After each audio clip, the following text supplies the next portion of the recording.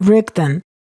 Such manipulation is typical not only for religions, but for many occult societies as well. The Latin word occultus means hidden. In the overwhelming majority of cases, such societies attract those who yearn to possess supernatural powers to satisfy their egoism. By the way, if people pay attention to the history of development of aggressive secret societies which seek to achieve absolute power, they will notice that even the names of many of them are connected with the images of the right and the left essences. For example, the secret societies of the dragon, jaguar, leopard, tiger, and wolf. Moreover, their mystical foundation is made up of the rituals related to the right and the left essences. The gist of these rituals is to endow a person with the characteristics and supernatural power of whichever aggressive beast is honored in this society. It is the personal choice of members of such societies that plays the dominant role here, as well as their ideological or religious faith and ancient magical techniques for using the capabilities of the right and the left essences, which as a rule are known only to the leaders of such a secret society. This is one of the numerous examples of how spiritual knowledge was usurped by individuals and began to be used in a perverted version for the purpose of attaining earthly power and personal material goals. As the ancients said, a slave has only one master, whereas a power-loving person has as many masters as there are people who contribute to his rise in earthly power and spirits who contribute to the downfall of his soul. Anastasia. I'm convinced once again how important it is that the majority of people understand who is who in this world, are able to distinguish the true spiritual from material substitution, the truth from a lie, good from evil. Rigdon. Yes, humanity would then have more chances to avoid disastrous consequences for the civilization in general. After all, rules of the game in the material world, including those for occult societies, are based on the choice of mankind itself, or rather its majority. Various occult powers only provoke or initiate certain actions. That is, they only launch a program of this or that will. But it is people themselves who make these programs a reality of their own choosing by performing corresponding actions and by spending on it the time of their transient lives and the force intended for the salvation of their soul. And in order to be able to distinguish between the truth and falsehood in the world, one must work on oneself, keep track of one's thoughts and control them, and learn to see the world from the perspective of the observer from the spiritual nature. Many people who are searching for the spiritual do not even understand that the system of the archons directs their mind in a totally opposite direction, making them spend years and energy on material temporary comforts instead of the real salvation of the soul. As it stands today, unfortunately, most people choose the reign of the animal mind, which has seduced them with material desires. They unconsciously make its will a reality with their erroneous choice of what is transient and meaningless, and with their own hands support and strengthen the power of the archons. Look what is being popularized in the world, what substitutions take place. There are numerous signboards and slogans all around which induce multiple material desires and stimulate the ego. But a person is actually chasing not after material acquisitions, but rather after the sensation of possessing this illusion and the desire to achieve the long-awaited stability in his inner world. However, this stability depends solely on the inner work on yourself, on your spiritual self-perfection, and not on external circumstances. Here's a simple example. Close your eyes and imagine that you have everything. palaces, corporations, power over people. And then open your eyes, look around, and you will understand that this was an illusion that has ended very quickly. Life will also fly by in the same way, and everything will end very quickly. So is it worth burdening your own soul for the sake of this illusion and condemning yourself to a lengthy agony after death and to torment for centuries in the form of a bundle of negative emotions which you yourself have created in yourself while chasing after illusions of the animal nature? Suffice it to take a look at the world around us, what substitutions the animal mind creates for those who seem to want to move in the direction of spiritual self-perfection while at the same time wishing for material things. For the most part, these people are unstable in their intention, and their spiritual impulses are easily redirected into the channel of material interests. Note what such people seek in their everyday lives and what they pay attention to, assigning to it the status of top priority in their day. Some are preoccupied with strengthening their personal influence on people, asserting their own significance, and profiting from spiritual knowledge.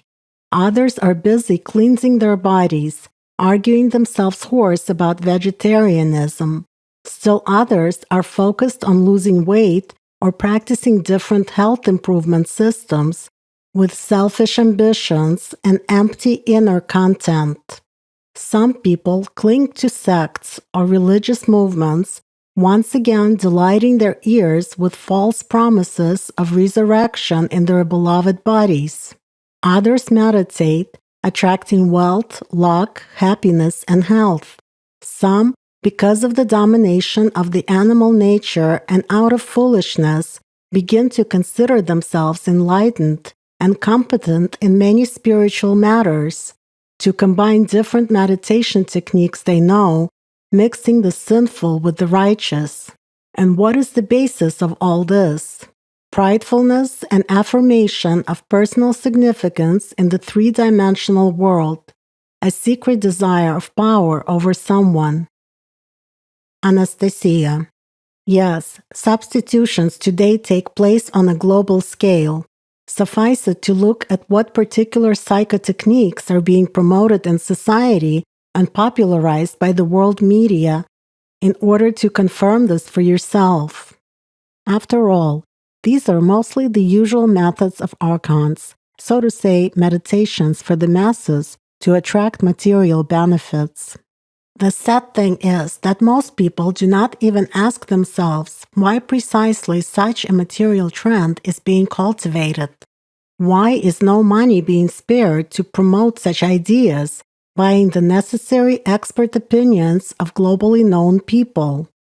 Why do these ideas revolve around pleasing one's beloved body and creating comfort around oneself and the egoistic little world of a self-lover? The answer is simple, so that a person would imitate this behavior and spend time and energy of his life on, roughly speaking, a tastier banana, and at the same time so that his hair is glossy and shining.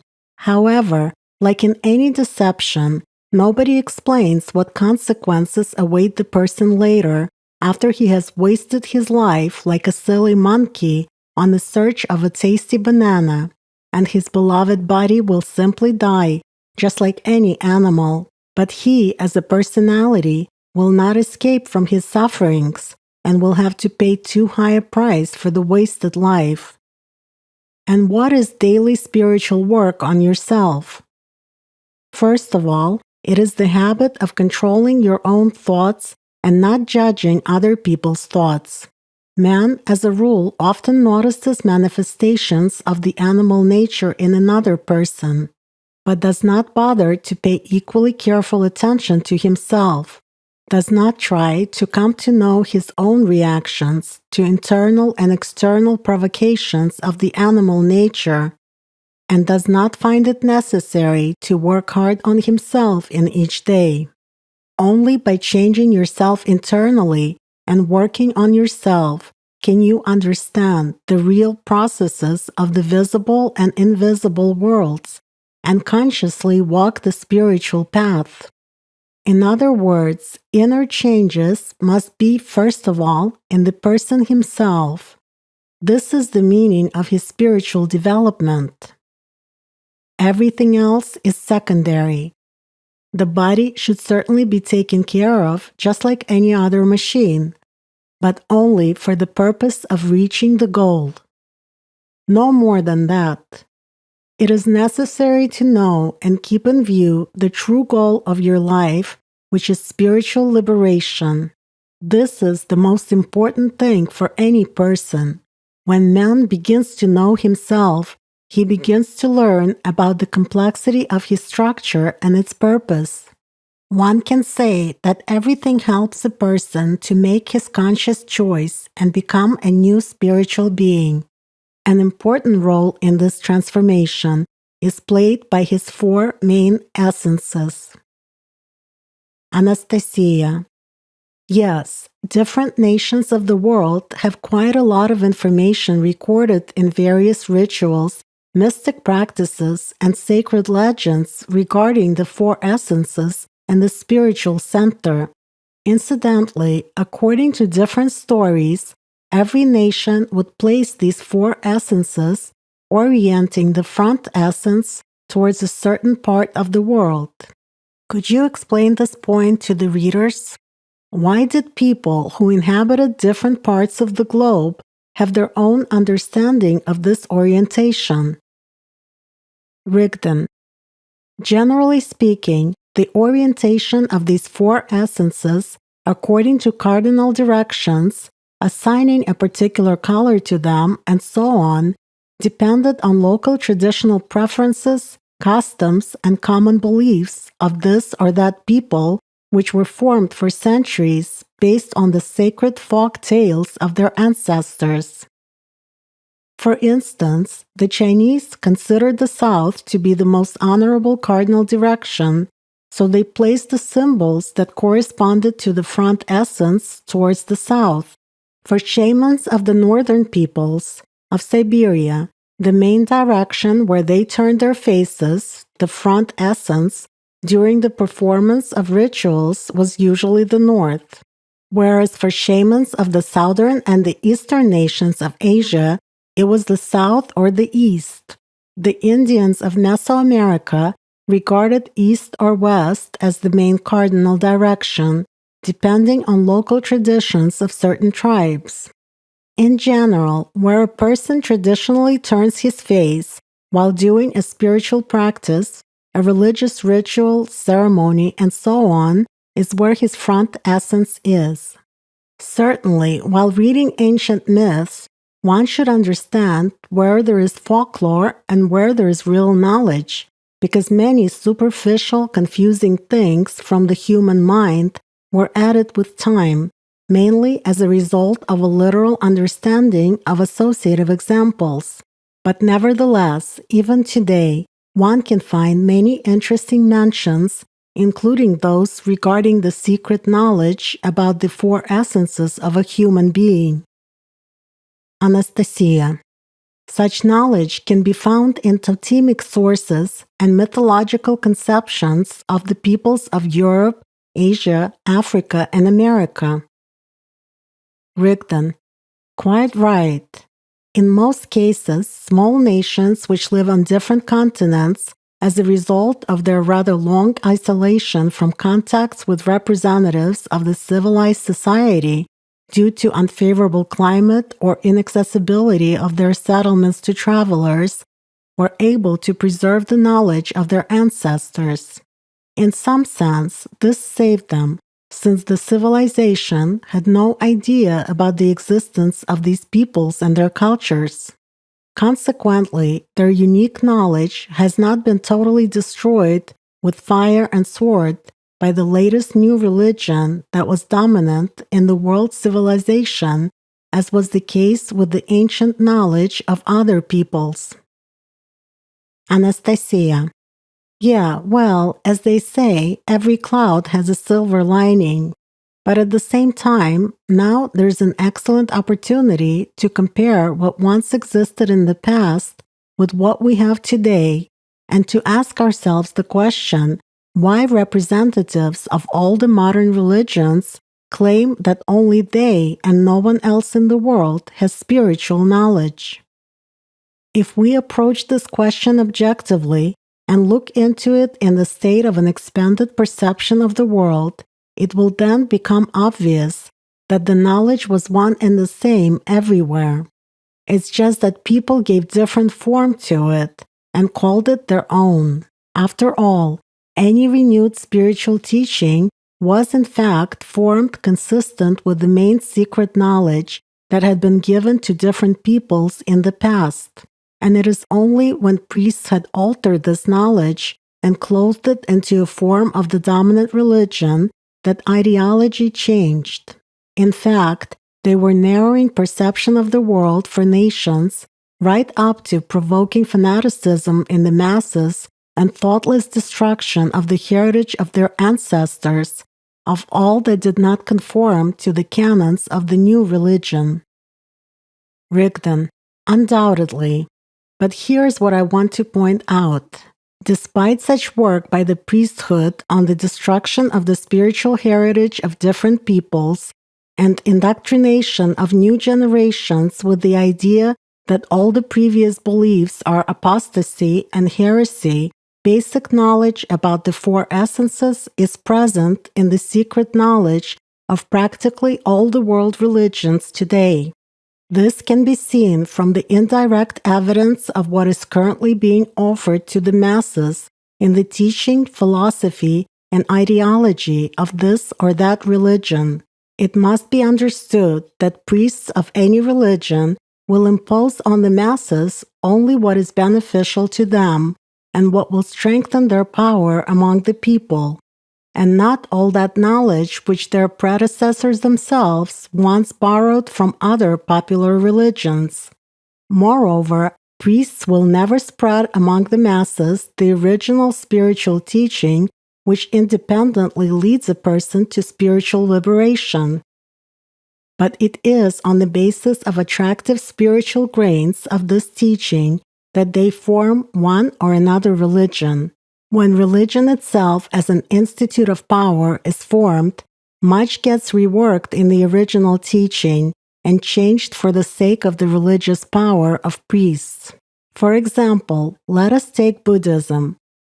At first sight, while reading the general philosophy of Buddhism, it seems that this world religion puts an emphasis on man's independent cognition of the world and of himself. After all, it presents to the masses a wide variety of practices which lead to enlightenment, and which, by the way, have been formed on the basis of the knowledge of other more ancient religions of India.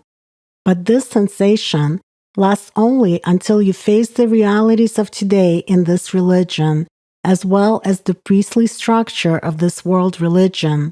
If a person does not distinguish between the spiritual nature and his animal nature, if he does not see substitutions from the animal mind, it is difficult for him to understand what the catch is and what significant difference there is between, for instance, the original teaching of Buddha and the religion of Buddhism, which has, so to speak, appropriated this teaching.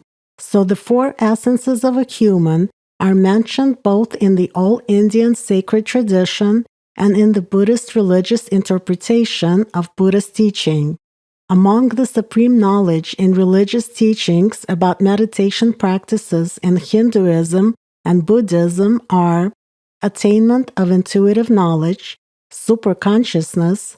In Sanskrit, in the English transcription, it sounds like abhijna, cognition of the world through a special altered state of consciousness, the state of integrity, unity, samadhi.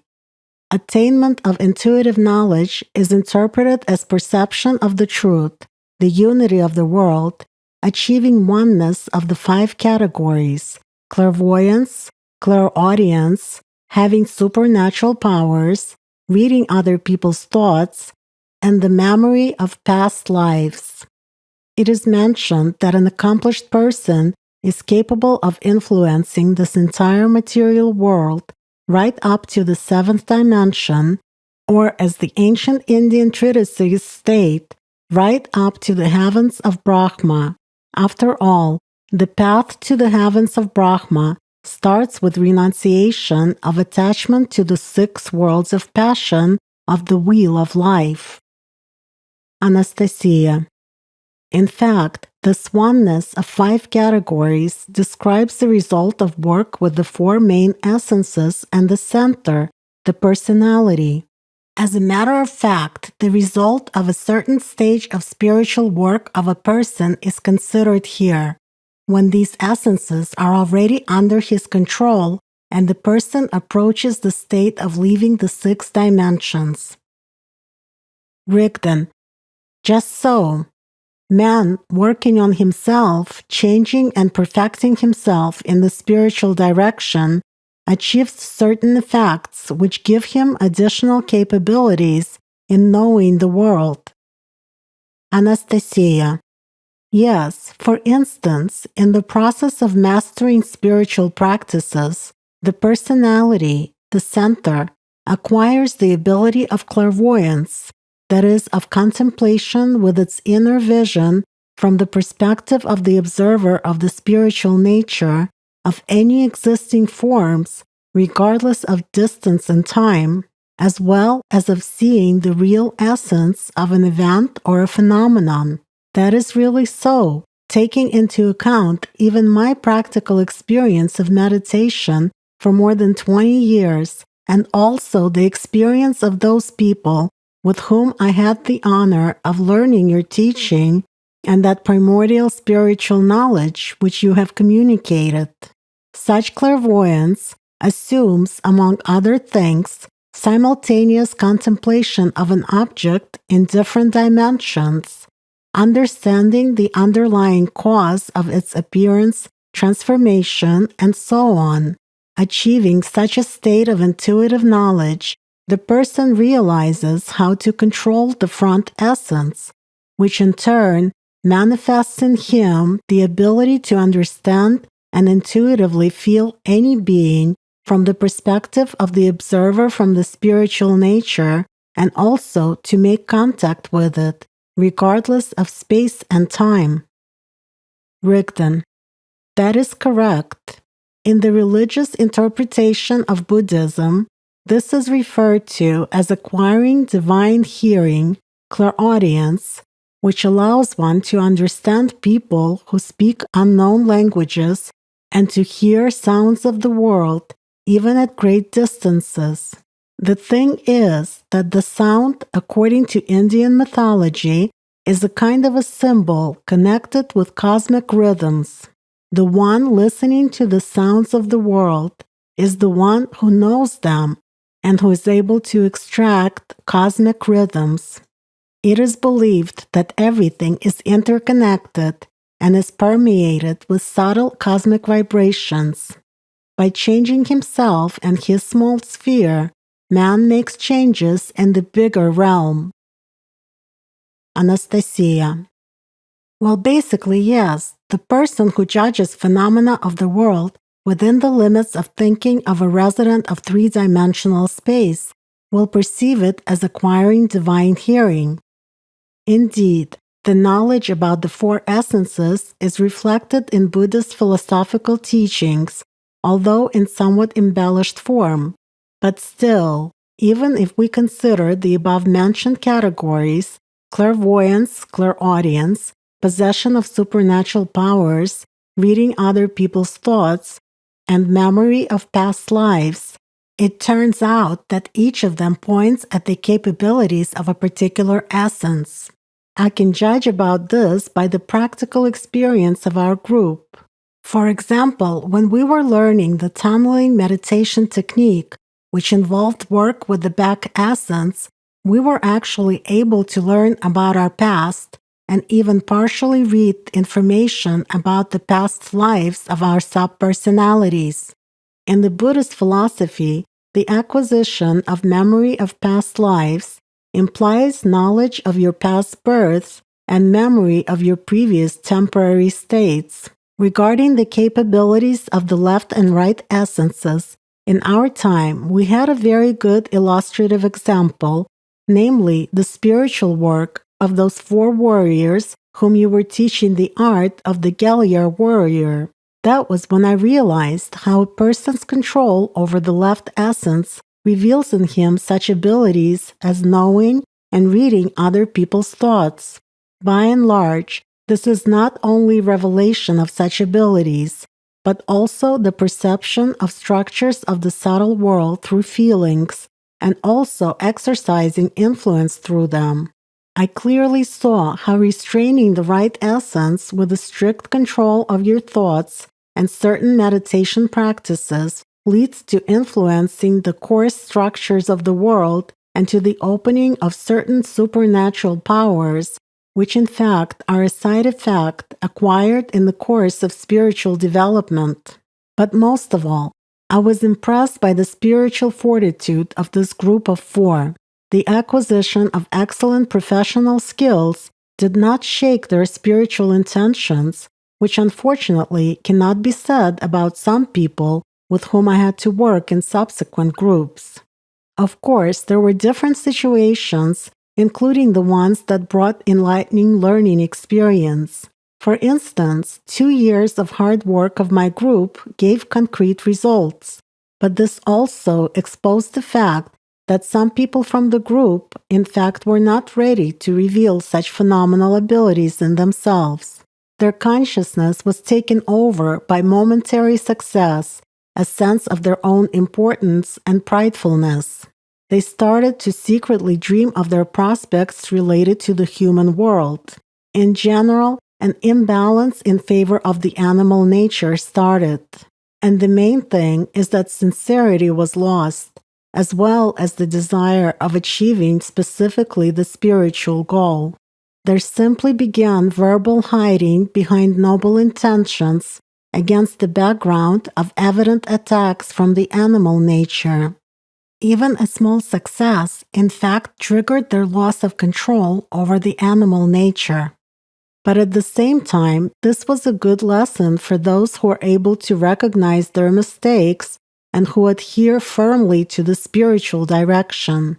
Such an experience grants the opportunity to walk the spiritual path in a more mature and conscious way afterwards. Rigdon.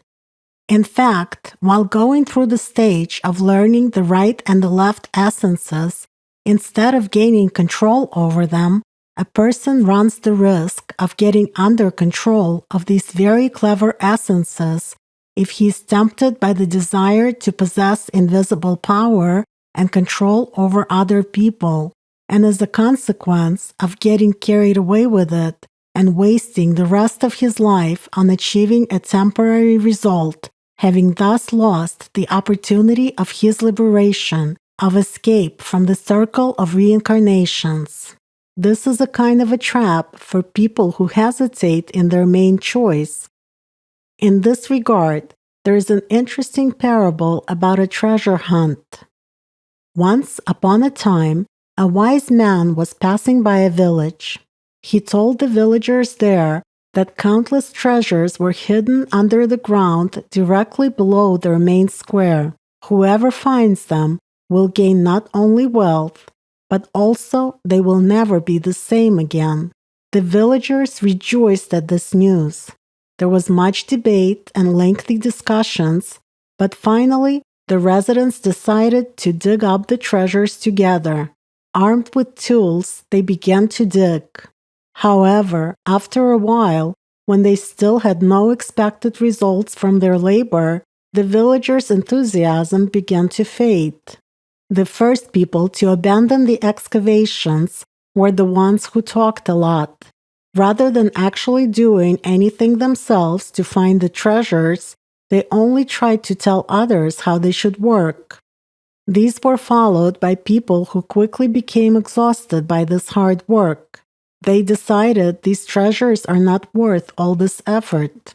There were others who started finding pieces of broken tiles, ancient crockery, and old coins. They hid what they had found from the rest, thinking these were the real treasures, and soon they had left the site too. Other people simply enjoyed the experience of the treasure hunt. They believed that these feelings of joy from the search must be the treasures promised by the wise man. Eventually, as time dragged on and only mud and rocks were strewn around them, their joy evaporated. So they turned their backs on this task, for they proved to be just too weak in spirit. As time went on, many of the remaining people started to doubt the possibility of success in their search. They began thinking that they had become prey to some deception or a mere myth. The villagers started leaving the treasure hunt site one by one, and only those few who were fixed on the goal, who worked diligently and hard, found their treasures in the end. But after they had found the treasures, none of them was seen in this village again. And those villagers who had participated in the treasure hunt but had not found the treasure, for the rest of their lives were preoccupied with self-justification and explanations of why they had not stayed with everyone back then. After all, it had been a chance to change their miserable lives for the better.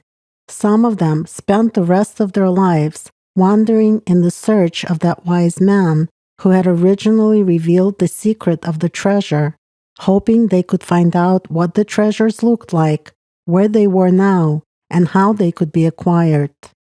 So the treasure is the spiritual transformation of man. To achieve it, it is necessary to work hard on yourself each day. Not everyone who is attracted by the prospect of the path reaches the end of it, because the path involves internal changes. The first ones to leave the path are those who talk much but do nothing to transform themselves. They're followed by those who look for easy victories. Then, those who are tempted by the abilities that have opened up in them to satisfy their significance in this world also stray from the spiritual path.